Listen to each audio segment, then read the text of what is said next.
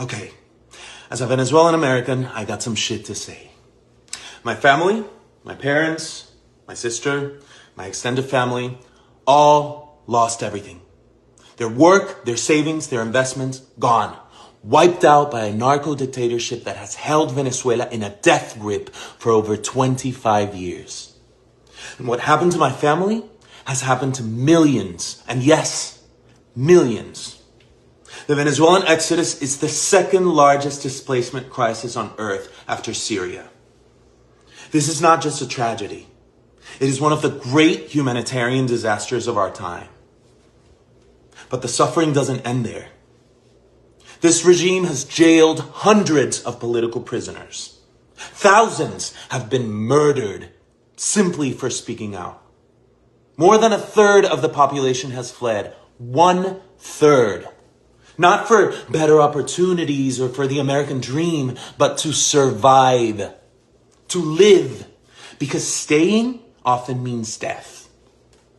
And while the world may see Venezuela as a collapsed state, what it is in reality is an occupied one. Our territory, our natural resources, and our institutions have been overrun by hostile foreign powers. Iranian militias, Chinese corporations, Russian intelligence, all exploiting our country with impunity. Venezuela is no longer just a local crisis. It is now a geopolitical threat that endangers the entire Western Hemisphere. It has become a launch pad for an authoritarian expansion in the Americas. And in the midst of all of this, one woman has dared to lead the charge for freedom. Maria Corina Machado.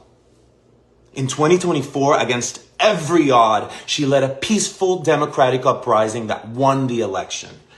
Her team smuggled physical voting receipts out of the country, hard proof of victory that the regime tried to bury.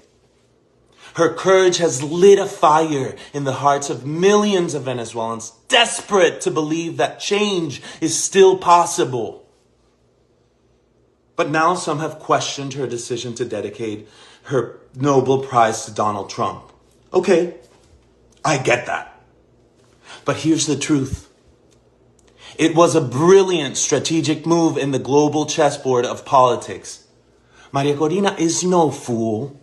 She knows exactly the kind of man Trump is. She knows how much he campaigned for it, loudly and relentlessly, to win that very same prize. She knows how symbolic and personal that recognition is to him. And precisely because of that, she understood that this gesture might be the thing that keeps his attention focused on Venezuela at a time when U.S. presence and pressure in the Caribbean is rising. She didn't dedicate that award to flatter him. She did it to protect and preserve the one kind of power that could help shift the course of history. Because for her, this isn't about pride. It's not about optics. It's about freedom. And let's be very clear. Maria Corina is not asking for the U.S. to invade Venezuela. She's not campaigning for war. Venezuela is already invaded. It is held hostage by a narco state, overrun by foreign agents and enemies of democracy, Russians, Iranians, Chinese, all operating freely, weaponizing our land and resources to expand their influence across Latin America.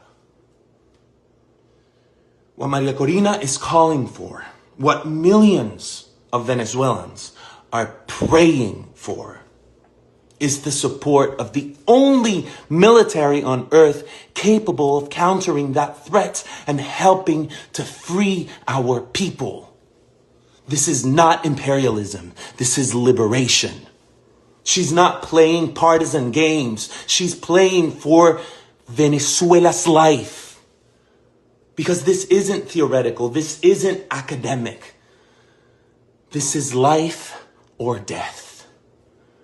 So yes, it is time to honor her bravery, but more importantly, it is time for the world, especially the free world, to recognize what's at stake. The fight for Venezuela is a fight for freedom, for democracy, and for the stability of an entire continent. If we truly care about liberty, human dignity, and peace in the Americas, then Venezuela's fight must matter to all of us.